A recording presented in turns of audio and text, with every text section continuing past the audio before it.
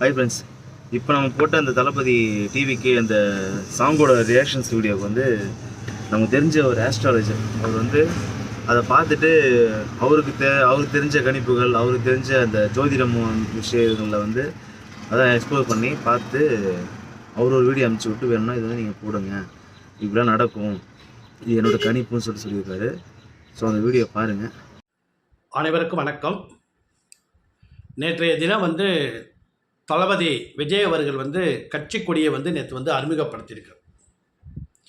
அதை பற்றி தான் சில விவரம் எனக்கு தெரிந்த அளவிற்கு. இது ஜாதக ரீதியாகவோ, அவருடைய நட்சத்திரம் என்ன, ராசி என்ன, அவர்களுக்கு அரசியலில் எதிர்காலம் உண்டா, இதெல்லாம் அப்புறம். ஜோதிட ரீதியாக இந்த பதிவை நான் பதிவிடவில்லை, எல்லாம் புரிஞ்சுக்கணும். ஏன்னா இதுக்கு நிறையா விமர்சனங்கள் வரும். அவருடைய நட்சத்திரம் என்ன, ராசி என்ன, எந்த நேரத்தில் கொடிய ஆரம்பித்தார், இதெல்லாம் ஜோதிட ரீதியாக இல்லை, என்னுடைய அனுபவ ரீதியாக.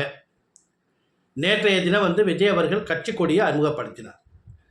இவர் அரசியலில் கண்டிப்பாக இவருக்கு வெற்றி கிடைக்குமா அப்படின்னு ஒரு கேள்வி எல்லாருக்குமே இருக்குது. கண்டிப்பாக இவர்களுக்கு அரசியலில் நடிகர் விஜய் அவர்களுக்கு வெற்றி கண்டிப்பாக உண்டு. 2026 இவர் முதலமைச்சர் ஆவாரா அப்படிங்கிறத பற்றி நான் சொல்ல வரல. 2026 அதுக்கு அப்புறமும் கண்டிப்பாக இவருக்கு அரசியலில் நல்ல எதிர்காலம் உண்டு. ஏன் 2024 26 ஆக முடியாது, ஏன் அரசியலில் மட்டும் ஜெயிக்கிற மட்டும் சொல்லலாம் அப்படின்னா அதுக்கு ஒரு காரணங்கள் இருக்குது. அரசியலில் கண்டிப்பாக விஜய் அவர்கள் வெற்றிக்கான வாய்ப்பு அதிகமாக இருக்கிறது. என்ன காரணம் அப்படின்னா, நேற்றைய தினம் கொடியை அவர் அறிமுகப்படுத்துகிறார். அந்த கொடியில் பார்த்தீங்கன்னா 2 பக்கமே யானை இருக்கும். இந்த யானை எதை குறிக்கிறது அப்படின்னா, குரு பகவானுடைய வாகனம் யானை. நேற்றைய தினம் பார்த்தீங்கன்னா கிழமை வியாழக்கிழமை, இது ரெண்டும் ஒன்றா போகுதா? இன்னொன்று, நேற்றைய தினம் பார்த்தீங்கன்னா மகா சங்கடகர சதுர்த்தி. இந்த பதிவை நான் பதிவிட்டால் நிறைய பேர் சொல்லுவாங்க, சதுர்த்தி சாயந்தரம் தான் ஆரம்பிக்குது, இவர் காலையிலே கொடியை அறிமுகப்படுத்திட்டார், அதுக்கும் இதற்கும் சம்மந்தம் இல்லை. அப்படி கிடையாது. நேற்றைய தினம் மகா சங்கடகர சதுர்த்தி. மகா சங்கடகர சதுர்த்திங்கிறது யாருக்கு ரொம்ப விசேஷமானதுன்னா விநாயகருக்கு. அந்த கொடியில் என்ன இருக்குன்னு பார்த்தீங்கன்னா யானை இருக்குது. இன்னொன்று ரொம்ப விசேஷமானது என்னன்னு கேட்டிங்கன்னா, கொடியில் பார்த்தீங்கன்னா மஞ்சள் கலர். இந்த மஞ்சள் கலர் எதை குறிக்கும் அப்படின்னா குரு பகவானை குறிக்கக்கூடியது. கண்டிப்பாக இதெல்லாம் சேர்ந்து இருக்கிறதுனால விஜய்க்கு அரசியலில் நல்ல எதிர்காலம் உண்டு, வெற்றியை கொடுக்கும். ஏங்க இந்த கலரு, இந்த கொடி, இந்த யானை, இதை மட்டுமே வெற்றி பெற முடியுமா? அரசியலில் நிறையா இருக்குது. நான் அரசியலை பற்றி கண்டிப்பாக அதை பற்றி நான் விமர்சனம் பண்ண வரல. அவருடைய நேற்றைய தினம் கொடியை அறிமுகப்படுத்துகிறாரு. அந்த கொடியில் பார்த்தீங்கன்னா இதெல்லாம் இருக்குது, ரொம்ப விசேஷமானது. நடிகர் விஜய்க்கு கண்டிப்பாக அவர்களுக்கு நான் ஒரு வேண்டுதலாக வைக்கிறேன்.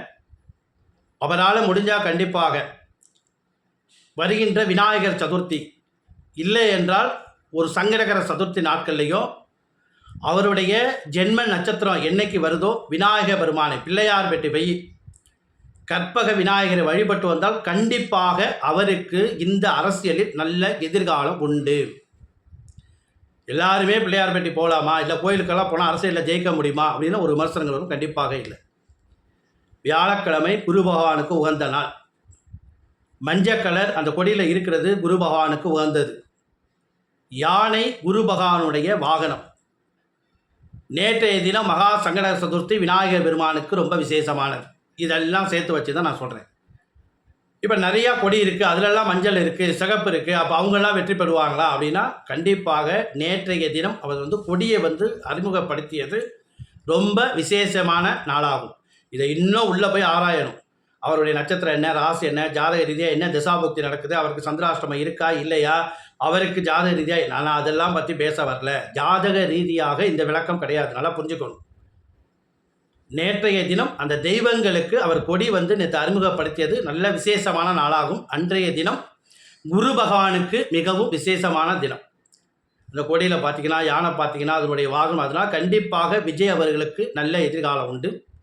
இன்னொன்று என்ன அப்படின்னா, அவர் பிள்ளையார் பெட்டியோ, சிவகங்கையோ, காரக்குடியோ, கும்பகோணம், ஆலங்குடி இந்த மாதிரி இடத்துல வந்து இந்த கொடியை வந்து அறிமுகப்படுத்தியிருந்தால் இன்னும் விசேஷமாக இருந்தது. இதெல்லாம் வந்து அந்த ஸ்தலத்தில் வந்து ரொம்ப விசேஷமானதாக இருக்கும்.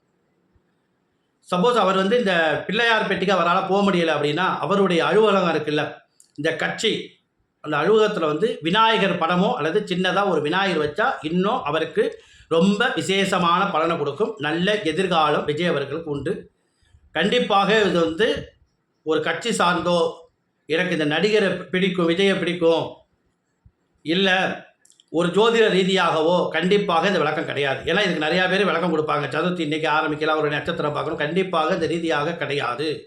என்னுடைய அனுபவ ரீதியாகவும் நேற்றைய தினம் விஜய் கட்சி கொடி அறிமுகப்படுத்தியது தினத்தை அன்றைய தினம் என்ன விசேஷம்லாம் இருக்குது, இந்த மாதிரி நாட்கள் எல்லாம் பண்ணலாம். நீங்கள் என்ன பார்த்தீங்கன்னா ஓரையெல்லாம் பார்க்கணும், எந்த ஓரையில் ஆரம்பித்தார் என்ன, அதெல்லாம் கிடையாது. பொதுவாக ஒரு கருத்து. ஏன் இவ்வளோ தூரம் விவரம் சொல்கிறேன் அப்படின்னா ஜோதிட ரீதியாக நிறையா சொல்லுவாங்க. கண்டிப்பாக ஜோதிட ரீதியாக இந்த கருத்து கிடையாது. என்னுடைய தனிப்பட்ட கருத்து. நேற்றைய தினம் இந்த கட்சி கொடியை அறிமுகப்படுத்தியது கண்டிப்பாக என்ன வருடம் எப்போங்கிறதாலும் தெரியாது. கண்டிப்பாக விஜய்க்கு அரசியலில் நல்ல எதிர்காலம் உண்டு. நன்றி, வணக்கம்.